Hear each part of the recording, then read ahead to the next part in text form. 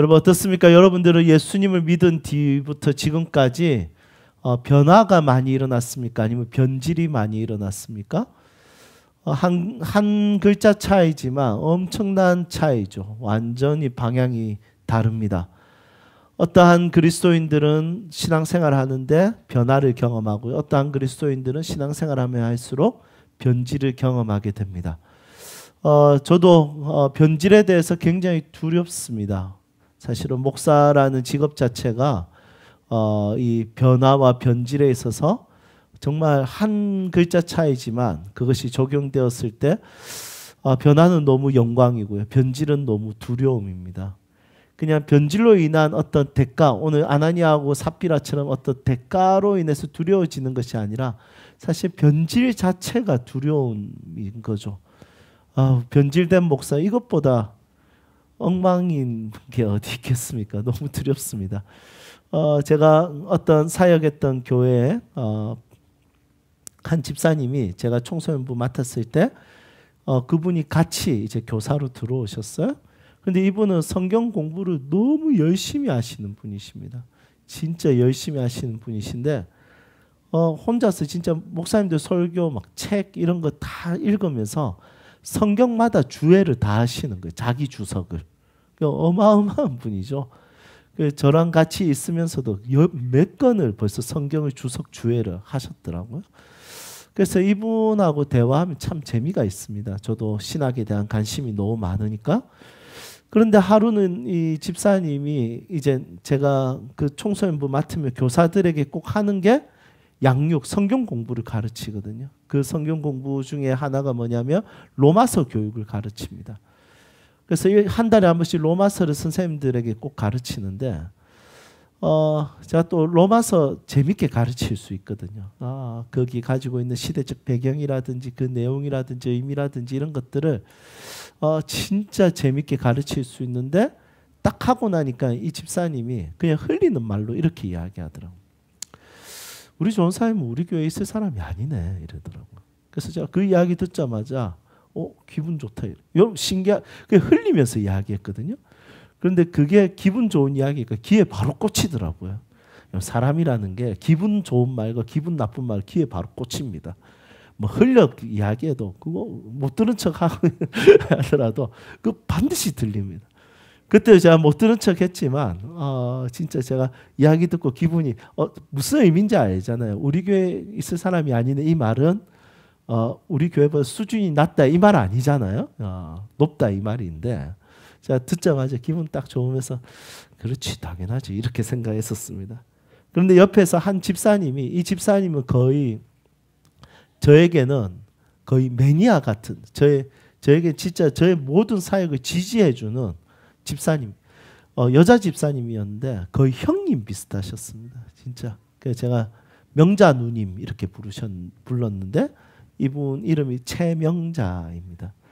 제가 명자 누님 이랬는데 이분은 항상 제 편이세요.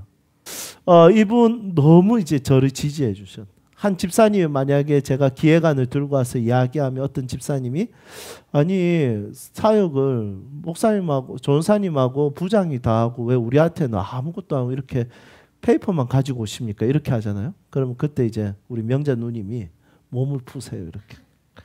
니 뭐라 했노? 이러면서 야 우리 전사님이 하자는 대로 하면 되지. 니는 너그 반이나 잘 맡아라면서 그때부터 막 공격하기 시작합니다. 얼마나 큰 힘이 되는지 제가 뭐 다음에 의논하겠습니다 이러는데 이 집사님이 그냥 바로 나서버리는 거예요. 그래서 누님 하면서 맨날 따라다녔습니다. 그 집사님이 이제 이 전사님 우리 교회에 있을 사람이 아니네 딱 했을 때 명자 누님이 엄청 큰 목소리로 맞아 우리 전사님 우리 교회에 있을 만한 그런 그릇이 아니야. 한 10,000명 되는 교회 가서 목회해야지. 우리 전사님은 대단해. 그때부터 막 집사님들 맞아 하면서 막 영광을 저에게 다 돌리는 거예요. 영광 다 받았죠. 그런데 신기하게도 인간의 죄성은 기가 막힙니다. 그때부터 그 말이 귀에서 떠나지가 않습니다. 우리 전사님은 우리 교회에 있을 사람이 아니네. 여러분 이게 계속 있는 거예요. 한 3개월 정도는 교만해가지고 사람 치고 난리도 아니었습니다. 여러분 변질되는 제 모습을 보게 되는 거죠. 여러분 저는 개척교회에 어울리는 목사일까요? 예, 어울리죠. 네. 여러분들과 있는 게 저는 어울립니다. 그런데 변질되는 순간 너희가 내가 누군지 알아? 나 전국구 강사야. 나 꽤 괜찮은 강사야. 나 코스타 강사야. 나 오늘도 영도의 남성교회와 대구의 충성교회 집회에 있어. 너가 내 설교 때 존다고? 야, 기가 막히네. 나 돈 받고 가는 사람이야.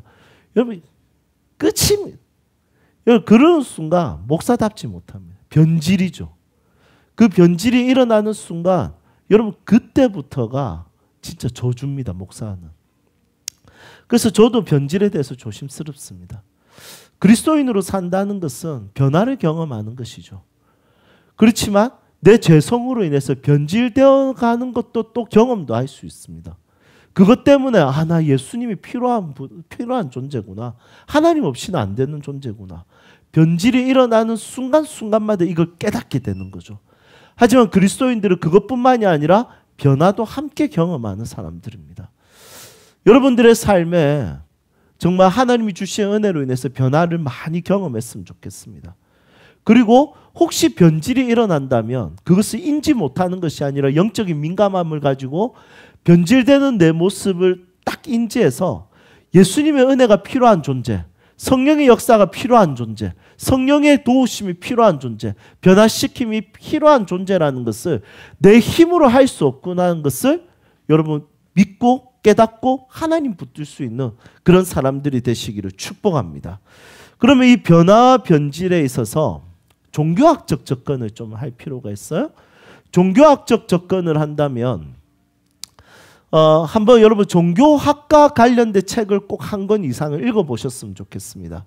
특히 20대 때는 그냥 우리 기독교가 전부라고 생각하지 말고 종교학을 읽으면서 기독교의 위치가 어느 정도인지 한번 공부를 해보는 것도 좋다고 생각합니다. 이 종교학을 보면 왜 인간은 종교성을 가지고 이 종교성에 대한 결과가 무엇이고 왜 종교를 만들고 왜 종교를 믿고 있는지에 대해서 쭉 설명해 놓은 학문입니다.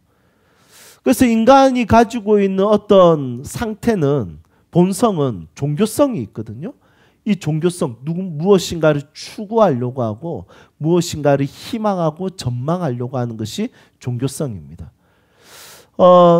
뭐 책을 한 권 추천한다면 하나님 나라를 욕망하라 이런 책을 읽어보면 인간의 종교성에 대해서 예배학적으로 굉장히 잘 접근하고 교육학적으로 잘 접근했습니다. 물론 진짜 어렵습니다. 이 책. 단어가 하나하나가 너무 어렵습니다. 그래서 종교학과 관련된 책 한 권은 꼭 젊었을 때 20대 때 읽어보시면 좋을 것 같아요. 이런 종교학에 보면 종교를 이렇게 고등 종교와 하등 종교로 나누게 됩니다. 고등 종교의 특징을 쫙 열거하고 하등 종교의 특징을 딱 열거합니다. 그러면 하등 종교의 특징은 거의 다 토속신앙적이고 이 고등 종교들은 거의 다 사회적 참여 그리고 삶의 변화 그리고 성품의 변화, 속성의 변화, 사회 속에서 함께 맺는 관계 이런 부분들에 있어서 굉장히 강조를 합니다. 그래서 종교학에서는 고등 종교는 윤리 도덕적이고 사회 참여적인 부분들이 굉장히 많습니다. 그런데 하등 종교는 토속 신앙적으로 환상이나 신비적인 것을 굉장히 많이 강조하는 것을 보게 됩니다. 그럼 질문 드릴게요. 기독교의 위치, 종교학적으로 기독교의 위치는 고등 종교입니까? 하등 종교입니까? 우선 종교가 아니죠. 생명이죠. 예, 이렇게 학자들에게 말하면 무슨 소리 하노 이렇게 할 겁니다. 하지만 우리끼리는 이렇게 이야기해야 됩니다. 기독교는 종교가 아닙니다. 아멘. 예, 생명이죠. 능력이죠.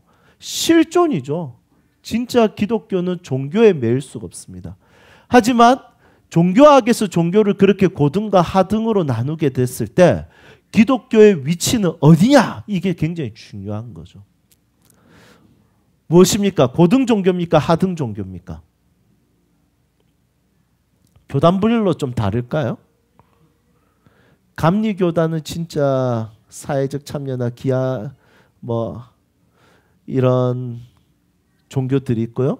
아니면 어떤 약간 카리스마 운동하는 성령 운동하는 이런 쪽은 진짜 와 제가 참 재밌었던 게 그런데 이제 집회 가잖아요. 그러면 임원들이 회의하고 이렇게 예배를 준비하는데 회의하는 그때 이제 기도하는데도 회의 기도하는데도 주여 3번 부르고 통성 기도하고 대표 기도하고 회의를 시작하더라고요. 아, 제가 우리 교회 우리 장로교단도 좀 배울 필요가 있다는 생각을 하게 됩니다. 굉장히 종교적이고 신비적이고 약간 토속적인 부분들이 어떤 교단들은 있는 것 같아요. 네. 어떻습니까? 우리 기독교는 고등입니까? 하등입니까? 제가 항상 이렇게 객관식을 주면 이렇게 대답하면 된다고 했죠? 2개 다. 2개 다죠. 우리 기독교는 종교의 어떤 이 카테고리, 이 범위, 범주 안에서는 고등, 하등 중에 하나도 버릴 것이 없는 그런 신비로우면서도 윤리적이고 또 환상적이면서도 도덕적이고 그리고 굉장히 영적이면서도 육체적인 것이 바로 우리 기독교가 가지고 있는 중요한 신앙적 자세와 태도라는 것입니다. 한번 여호와의 이름을 통해서 한번 알아볼까요? 자, 우리 기독교가 하등 종교라고 세상은 이야기하지만 왜 초월적인 게 왜 하등일까요? 아니죠. 신비로운 것은 하등이 아닙니다. 오히려 신비로운 것은 이 세상을 초월하는 것이기 때문에 하등이라고 할 수가 없는 거죠. 우리 기독교 안에는 초월적인 하나님, 전지전능한 야훼 하나님, 이 하나님을 인간의 윤리 도덕에 가둘 수가 없는 것입니다. 하나님은 초월적인 분이시기 때문에 우리가 믿을 수 있는 것이죠. 여러분들 질문 드릴게요. 신비로운 영의 세계가 있다고 믿으세요? 네, 믿으니까 이곳에 있겠죠. 영의 세계를 믿습니다, 우리는. 신비로운 영의 세계만 있을 뿐만이 아니라 사단 마귀와의 영적 전쟁도 있다고 믿습니다. 그리고 하나님이 주시는 영적, 마음, 경제, 건강에 대한 치유와 회복과 기적도 있다고 우리는 믿고 있어요. 그래서 우리 기독교는 신비적이고 영적인 세계와 그리고 초월적인 세계를 믿고 있습니다. 이것을 추구하는 것이 하등일까요? 하나님이 그런 분이시잖아요. 어떻게 하등이라고 할 수 있겠어요? 초월적인 그분을 붙들고 신뢰하고 그분 앞에 엎드려 기도하고 그분을 바라보면서 한계를 뛰어넘어서 초월적인 존재가 되는 것. 여러분, 이것만으로도 굉장히 중요한 우리에게 신학적 메시지가 있는 것입니다. 하나님의 이름이 성경에 보면 한 30가지 정도 됩니다. 30가지 중에 하나님에 대해서 신비적이고 초월적인 분으로 소개되는 이름들에 대해서 소개하겠습니다. 한번 맞춰보시겠습니까? 자, 첫 번째, 엘샤다이. 무슨 뜻입니까? 엘이라는 것은 하나님이라는 뜻이에요. 엘. 그래서 엘로힘이라면 엘 하나님, 로힘 하면 복수형입니다. 그래서 하나님들 이렇게 되는 거죠. 네. 그래서 삼위 하나님에 대한 소개입니다. 엘샤다이 무슨 뜻일까요? 배고프시죠? 전능하신 하나님. 네. 초월적이죠. 엘 올람. 올람 하면 영원하돼서 영원하신 하나님. 이거는 다 아실 것 같아요. 이거 모르면 신천지. 자, 여호와 이레. 뭐죠? 신천지인가? 예, 여호와 이레는 준비하시는 하나님. 저희 막내딸 이름이 이레죠. 자, 여호와 삼마. 어디든지 계시는 하나님. 와, 여기 우리 아린이 너무 이뻐. 너무 이쁘네요. 네, 사랑스러워. 네, 여호와 삼마 무소부재하신 하나님. 여호와 니시 많이 들어보셨죠? 뭡니까? 니시, 깃발, 승리의 하나님. 자, 이건 다 아셔야 됩니다. 여호와 라파. 네? 치료의 하나님. 맞습니다. 자, 이건 좀 어렵습니다. 여호와 체바우트. 능력의 하나님. 그리고 우리가 잘 아는 여호와 로이. 목자 되신 하나님. 여러분, 이런 내용들은 전부 다 하나님의 초월성, 하나님의 전능성, 전지성, 하나님의 무소부재, 하나님의 능력, 이런 것에 대해서 소개하고 있습니다. 그래서 우리가 믿는 하나님에 대해서 초월적인 하나님으로 믿는 것은 성경이 굉장히 정확하게 우리에게 제시하는 것입니다. 기독교를 믿으면서 이 세계의 3차원 세계 안에서 우리가 갇혀서 산다는 것은 여러분 너무 아쉽습니다. 영의 세계가 있는 것이죠. 특별하고 독특한 세계가 있는 것입니다. 하나님은 영이시니 하나님은 이 3차원의 세계에 갇히시는 분이 아니십니다. 태초에 하나님이 천지를 창조하시냐 공간에 갇히시는 분이 아니라 공간을 만드시고 지배하시고 다스리시는 분이시죠. 빛이 있으라 하시고 밝은 것을 낮이라 하시고 어두운 것을 밤이라 하셨습니다. 시간을 만드셨습니다. 시간을 만드신 하나님은 시간 안에 지배되거나 다스리거나 다스림을 받거나 통치되는 것이 아니라 시간을 다스리시는 분이시죠. 그분은 초월적인 분이십니다. 시간을 뛰어넘고 그리고 공간을 뛰어넘고 이 세상의 질서를 직접 만드셨지만 이 질서를 뛰어넘어서 역사하시는 분이시죠. 영의 세계가 있기 때문에 기도에 깊이 들어가면 그분이 주신 놀라운 감격과 기쁨과 즐거움과 세상의 그 어떤 어려움도 이길 수 있을 것 같은 힘과 능력과 소망이 생깁니다. 그리고 내 삶에 있어서 한계에 딱 부딪혔을 때 경제적으로 육체적으로 사회적으로 한계에 부딪혔을 때 그분의 도우심을 구했을 때 그것을 뛰어넘을 수 있는 그분의 은혜, 그분의 역사, 그분의 능력을 우리는 경험할 수 있습니다. 그래서 우리는 내 수준만큼 사는 것이 아니라 초월적인 하나님이 주시는 그 은혜와 영광만큼 살아갈 수 있고 그 꿈을 꿀 수가 있다는 것이죠. 여러분들이 하나님을 초월적인 분이라는 것에 대해서 요즘 시대에 무슨 초월성이고 그런 신비야. 여러분 이게 아니라 그분을 믿으면서 여러분들의 한계를 뛰어넘고 여러분들의 수준이 아니라 하나님이 주시는 은혜, 하나님이 보여주시는 사명만큼 살아갈 수 있기를 주님의 이름으로 축복합니다. 그런데 이것뿐만이 아니라 우리 기독교는 종교학에서 이야기하는 고등 종교적인 요소가 있습니다. 사회적이고 그리고 우리의 존재의 어떤 성격과 성품과 속성이 바뀌는 것. 자유주의자들이 이런 거 굉장히 중요하게 여기죠. 예를 들면 오병이어 사건에 대해서 우리가 자유주의자들 이렇게 해석하잖아요. 우리는 어린아이가 도시락 드렸고 예수님께서 축복하고 나눠주니까 남자 어른만 5,000명이 먹었더라 이러지만 자유주의자들은 어떻게 합니까? 애가 주는 것을 보고 어른들도 먹을 게 다 있었는데 그때 양심에 찔려서 전부 다 도시락 꺼내가지고 먹고 남은 거 12강줄이. 여러분 이렇게 해석하지 않겠습니까? 여러분 무엇이 맞을까요? 여러분들 어떤 거 믿어요? 자유주의자들이 하고 싶은 말은 분명해요. 무슨 말입니까? 니만 먹지 말고 나눠 먹자 이 말이지 않습니까? 애처럼. 그 정도도 못하냐 애처럼. 어른들이 그래가 되겠냐 이렇게 이야기하는 거지 않겠습니까? 여러분들은 어떤 게 더 믿기가 쉽습니까? 아이의 도시락 가지고 15,000명이 먹었다는 것이 믿기가 쉽습니까? 아니면 애가 꺼내니까 전부 양심의 가책 느껴가지고 자기 거 다 꺼내서 같이 맛있게 먹었더라. 이게 더 합리적입니까?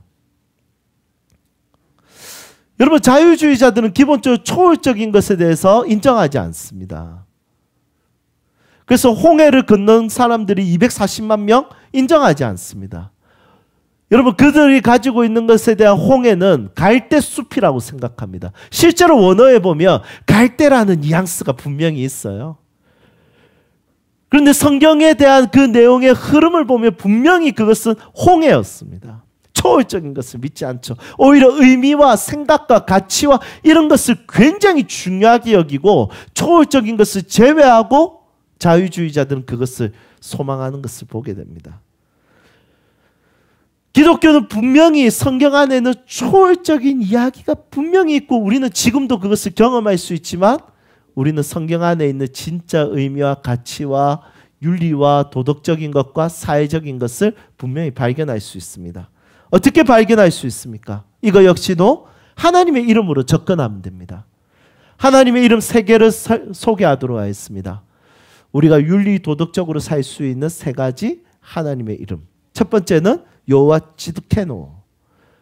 치드케노 뜻은 뭐냐면 공의의 하나님이라는 뜻입니다. 두 번째는 여호와 카도시. 카도시라는 것은 거룩하신 하나님이라는 뜻입니다. 세 번째는 여호와 샬롬. 평화의 하나님. 이 3가지가 하나님의 이름인데 우리는 이 하나님의 이름을 믿고 사는 거죠. 공의롭고 거룩하시고 그리고 평화로우신 하나님. 이것은 왜 우리에게 윤리 도덕적인 삶을 요구할까요? 의미 있고 가치 있고 특별한 삶을 요구하게 될까요? 그것은 우리의 신앙 자세 중에 가장 중요한 자세가 바로 코람데오 신앙이기 때문입니다. 코람데오라는 것을 라틴어로 코람은 면전 앞에서라는 뜻이고요. 데오는 데우스 데오, 라틴어로 하나님이라는 뜻입니다. 하나님 앞에서. 저는 고신대학교로 나왔습니다. 고신대학교 학교의 교훈이 뭐냐면 코람데오입니다. 그 말 한마디로 그냥 끝입니다. 목사 코람데오, 영어 영문학과 코람데오, 사회복지학과 코람데오. 그러면 다 필요 없습니다. 여러분 니체도 그렇죠. 우리가 쾌락을 마음껏 즐기려면 신은 죽어야 된다라고 했죠. 어거스틴도 그랬습니다. 하나님이 계시지 않으면 우리는 자유롭게 죄를 지을 수 있다고 했습니다. 그런데 코람데오 하나님 앞에서 살면 우리는 마음껏 죄를 지을 수가 없습니다. 왜냐하면 하나님은 쾌락의 신이라든지 욕심의 신이라든지 경쟁하는 신이라든지 이런 신이 아니라 우리 하나님은 공의로우시고 거룩하시고 우리 하나님은 평화로우신 분이기 때문입니다. 이 당시에 그리스 신화가 이 당시에 신관을 꽉 잡고 있었습니다. 그리스 신화의 신관을 꽉 잡고 이 당시는 신은 어떤 존재였을까요? 자기들을 강하게 해주는 신이었습니다. 그래서 그리스 신화를 혹시 읽어보셨는지 모르겠지만 굉장히 퇴폐적이고 폐륜적이고 엉망진창입니다. 그냥 살인적이고 제가 완전 아침 9시 드라마하고 거의 비슷합니다. 내용들이. 막 김치 싸대기 때리고 신들끼리 난리 납니다. 여러분 이 보면 진짜 그리스 신화는 엉망진창입니다. 그런데 그럴 수밖에 없는 이유가 있어요. 왜 그럴 수밖에 없을까요? 그리스 신화에서 최고의 신은 누구입니까? 그 당시에 지중해 지역의 모든 사람들이 이 신은 최고다 했던 신은 바로 제우스 신이었습니다. 그러면 자기 나라가 믿고 있는 신이 필요하잖아요. 그래서 그 당시에는 전쟁에서 뭐가 중요했냐면 자기가 힘이 강해야지 이긴다고 생각 안 했어요.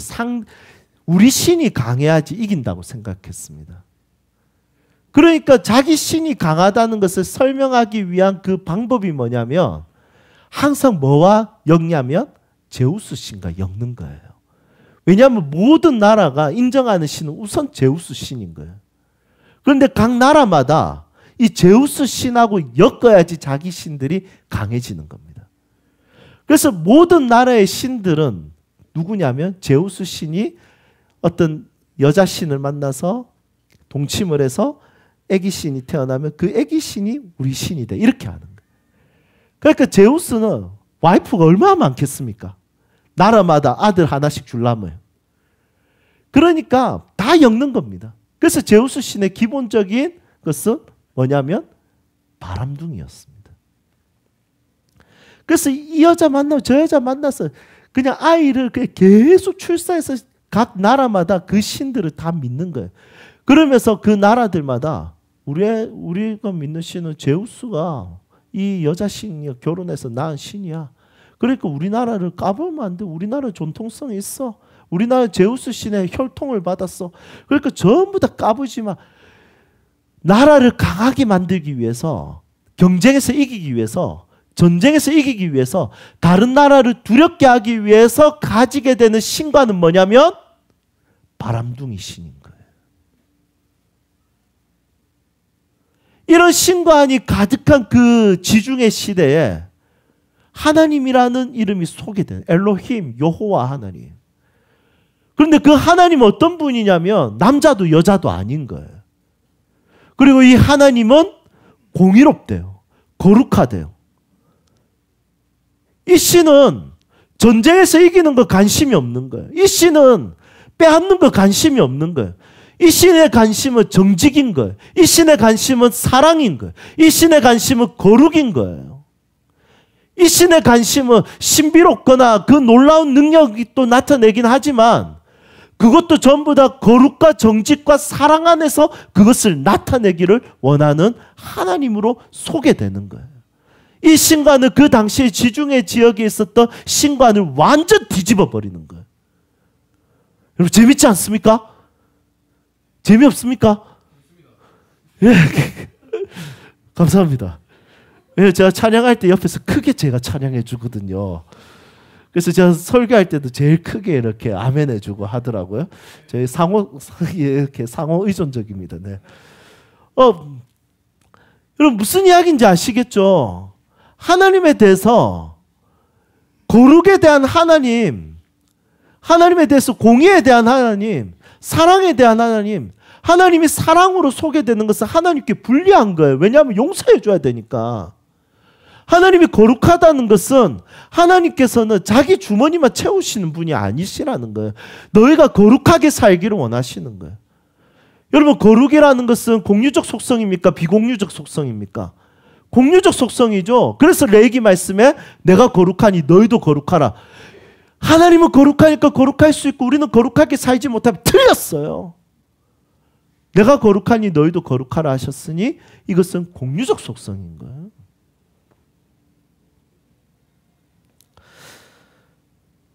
이런 신관, 태폐적이고 타락적이고 우리를 강하게 만들어주는, 우리를 더 높게 만들어주는, 경쟁에서 이기게 만들어주는, 전쟁에서 승리하게 만들어주는 그런 태폐적이고 패륜적인 신을 믿고 있는 그 세계관이 가득했던 그 세상에 거룩한 하나님이 등장한 거예요.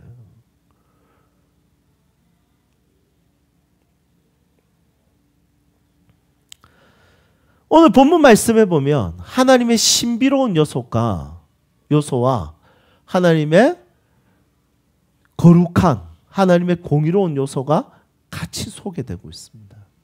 신비로운 요소는 뭐죠? 아나니아하고 삽비라는 부부가 있었습니다. 바나바가 자신의 재산을 팔아서 교회에 헌금을 했습니다. 아나니아하고 삽비라도 자신의 땅을 팔아서 헌금을 합니다. 여러분 땅 팔기 쉽습니까? 어렵습니까? 어렵습니다. 막상 땅을 팔아보고 돈을 딱 잡아보니까 그 돈이 꽤 큰 겁니다. 여러분 사실은 땅을 판다는 것은 지금이나 과거나 진짜 쉬운 일은 아닙니다. 그런데 그 돈을 가지고 헌금을 드립니다. 그리고 얼마를 떼어서 야 이거 좀 아까워서 얼마를 떼어서 드립니다. 그런데 베드로가 딱 눈치채면 이거 다야? 너 어디서 거짓말해? 이거 하나님 앞에서 거짓말이야. 했더니 아나니아 남편이 그 이야기를 듣자마자 그곳에서 죽어버립니다. 그리고 3시간 뒤에 삽비라가 옵니다. 아무것도 모르고 이제 우리가 헌금하니까 이제 칭찬받겠지 하면서 기대하면서 옵니다. 그랬더니 베드로가 이거 다야? 이랬더니 삽비가 예, 단데요? 그럼 니도 죽어 하면서 죽습니다. 여러분 목회가 이러면 참 진짜 신나기도 하지만 조금 쉽진 않을 것 같아요. 맞죠? 주일 성수 안 해? 죽는다. 11조 안 하면 죽는다. 뭐 이런 지금 땅 팔아서 하나님께 안 드리면 다 죽는다. 여러분 그럼 교회 금방 부자 되지 않겠습니까? 그럼 베드로도 얼마나 난감하겠습니까? 이 말 하기가 쉽지 않았을 거예요. 삽비로 와가지고 이제 이야기하는데 없는데 하는데 죽는데 죽어요. 여러분 목사 중에 이걸 기뻐하는 사람이 누가 있겠습니까? 성도들이 복 받기를 원하죠. 그런데 괜히 땅 팔고 괜히 헌금하려고 하다가 약간의 욕심 때문에 죽게 되었습니다. 여러분 신비적이죠. 베드로는 그것에 대해서 정확하게 알고 그것을 지적했습니다. 그리고 생명을 떠나게 하는 신비로움이 나타났습니다. 그런데 이 신비로움의 동기와 이유는 뭐냐면 하나님의 주머니가 더 채워지지 못해서가 아니라 그들이 하나님 앞에서 속였고 거짓말했기 때문입니다. 고등 종교적인 요소와 하등 종교적인 요소가 종교학에서 이야기하는 것들이 그대로 이 말씀에는 나타나고 있습니다.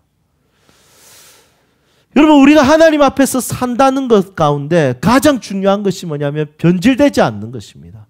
아나니아하고 삽비라는 변화가 일어났으면 땅을 팔기로 결정했지만 돈을 지어보니까 변질이 되었습니다. 변화에서 변질로 넘어가게 되는 것이 짧은 성경에서 보여주고 있고 그것에 대한 하나님의 반응이 나타납니다. 도덕적인 부분, 윤리적인 부분에 있어서 하나님께서 이것에 대해서 손을 대기 시작합니다. 그런데 이 말씀을 통해서 궁금한 것이 있습니다. 그게 뭐냐면 아나니아하고 삽비라고 이렇게 했을 때 용서해 주면 안 될까라는 생각합니다. 왜 용서를 안 해줬을까라는 생각을 하게 됩니다. 여러분 이것에 대해서 추천할 책이 있는데 존 비비어 목사님의 동행이라는 책입니다. 이 책을 보면 이 이유에 대해서 굉장히 설득력 있게 추리합니다.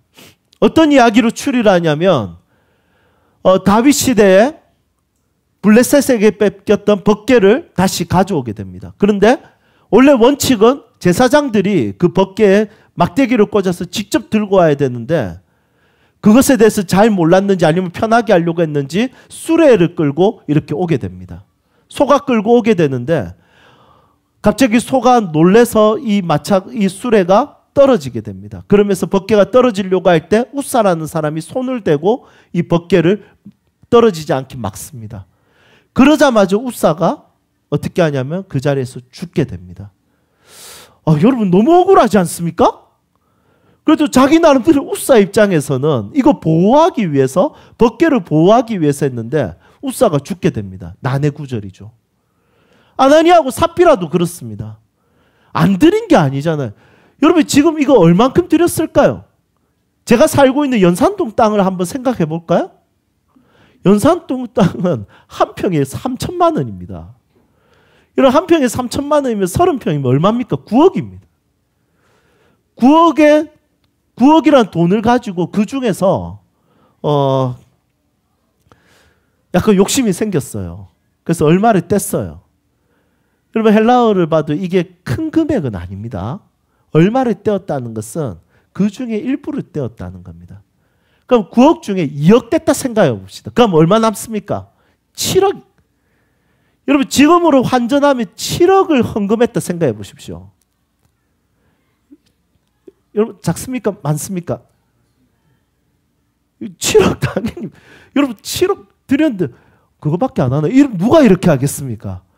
여러분 7억 정도 헌금하면 어깨 좀 교회에서 좀 펴도 될 것 같습니다. 우리 교회 어깨 펴게 해줄 테니까 누가 7억 한번 하시죠. 우리 햄버거 한번 팔아가지고 한번 가시죠. 여러분 작은 돈이 아닙니다. 혹시 여러분 차를 팔아가지고 했다면 6, 7천에 하겠죠. 그런데 집을 팔아서 했다는 것은 여러분 이것은 어마어마한 금액입니다. 일부를 떼어서 드렸다는 것은. 그런데 이 돈을 드렸을 때 가지게 된 이 사람들의 고통과 아픔과 죽음은 이 부부의 죽음은 이해가 되지 않습니다. 마찬가지입니다. 웃사도 잠시 그렇게 해서 이해가 되지 않습니다. 존 비비어 목사님은 이것에 대해서 어떻게 설명하고 있냐면 동행이라는 책에 이렇게 설명하고 있습니다. 하나님의 임재가 가까울수록 작은 실수도 작은 죄도 드러난다는 거예요. 하나님의 임재가 멀면 멀수록 큰 죄라 하더라도 안 드러난다는 겁니다. 여러분 굉장히 설득력 있는 이야기입니다. 벗개가 저 멀리 있을 때는 진짜 그 안에 죄가 가득해도 별로 표시가 나지 않습니다. 그런데 벗개가 가까이 오면 가까이 올수록 하나님의 임재가 커지는 거죠. 그리고 웃사가 그것을 손을 댔을 때 작은 죄도 심판을 받게 되는 겁니다. 그리고 이 벗개가 오베데돔의 집에 들어갔을 때 이 벗개는 오베데돔의 집을 부유하게 만들었습니다. 하나님의 임재가 있으면 작은 섬김도 하나님의 임재로 인해서 이것은 정말 크게 쓰임 받고요. 하나님의 임재가 있으면 작은 죄도 진짜 괴로워하고 자기를 돌아보게 되는 것이죠. 아나니아하고 삽비라도 마찬가지입니다. 작은 죄처럼 보여. 오히려 하나님께 더 많이 드린 것 같습니다. 하지만 지금 초대교회는 하나님의 임재가 가득한 상태이기 때문에 작은 죄도 크게 드러나는 거예요. 그래서 아마 이것이 첫 번째 추론하는 존 비어 목사님의 이유인 것 같습니다. 그러면 두 번째는 뭘까요? 두 번째는 제가 봤을 때 이거 케이스 바이 케이스가 너무 쉽지가 않습니다. 왜냐하면 베드로 배신했지 않습니까? 베드로 근데 너무하지 않습니까? 자기 배신하고 자기 용서받았는데 그거 조금 떼간 거 가지고 너 죽을 거야 이러면서 죽어요. 이런 나쁜 내로남불이 어디 있겠습니까? 자기는 배신해놓고 그 조금 실수한 거 가지고 너 죽을 거야. 그 죽어요. 이게 너무 웃긴 거예요. 여러분 이 베드로도 진작 죽어야 되지 않았을까요? 왜냐하면 예수님과 같이 있었으니까. 저는 이런 케이스 바이 케이스가 성경에 기록되어서 나타날 때마다 헷갈립니다. 그러면 우리한테 어떻게 적용할 것인가에 대한 고민이 생기죠. 이 케이스 바이 케이스에 대한 우리의 적용. 여러분들의 이 적용을 소개하겠습니다. 두 가지입니다. 첫 번째는 우리가 아직 살아있다는 것은 기회가 있습니다. 라는 것입니다. 여러분 우리 진작 죽었어야죠. 아나니아하고 삽비라고 죽었다면. 하나님 앞에서 윤리, 도덕적 사랑, 공의, 정의 여러분 그분 앞에서의 우리의 삶의 태도, 자세, 그분을 섬기는 모습, 그분을 사랑하는 모습은 진작에 죽임당하기에 합당한 죄인들이라는 것입니다. 두 번째, 오늘 11절 말씀에 보니까 모든 사람들이 하나님을 두려워했더라. 하나님에 대한 두려움이 필요합니다. 하나님에 대한 두려움. 여러분 제가 얼마 전에 예수전도단 화요 모임에 설교하러 갔습니다. 설교하러 갔는데 너무 두렵더라고요. 딱 앉아 있는데 찬양이 딱 첫 찬양이 시작하는데 건반 소리가 나오는데 하나님의 임재가 느껴지는 거예요. 여러분 제가 이런 말 잘 안 하거든요. 그런데 진짜 느껴질 만큼 하나님 이 자리에 오신다 이런 생각이 드는 거예요. 제가 두려워서 제가 몸이 움츠러드는 거예요. 하나님 제가 여기서 설교해도 되겠습니까? 주님 제가 지금 도망가고 싶습니다. 제가 주님께 심판당할 것 같습니다.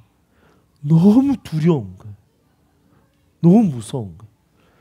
그날 설교하기 전에 찬양 때 하나님 앞에 철저하게 회개했던 시간들이 있었습니다. 여러분 우리 하나님의 사람으로서 물론 찬양 중에 우리가 나는 주의 친구, 나는 주의 친구 맞아요. 우리 주님의 친구예요. 그런데 주님이 우리에게 친구라고 대해주실 만큼 주님이 우리를 사랑하시는 거지 맘먹자는 거 아니지 않겠습니까? 여러분 우리 그분을 함부로 대할 뿐이 아닙니다. 두려워해야 됩니다. 무서워해야 됩니다. 그분에 대한 경외감이 필요합니다. 하지만 그냥 경외감이 아니라 살아있으니 아직 기회가 있다는 것입니다.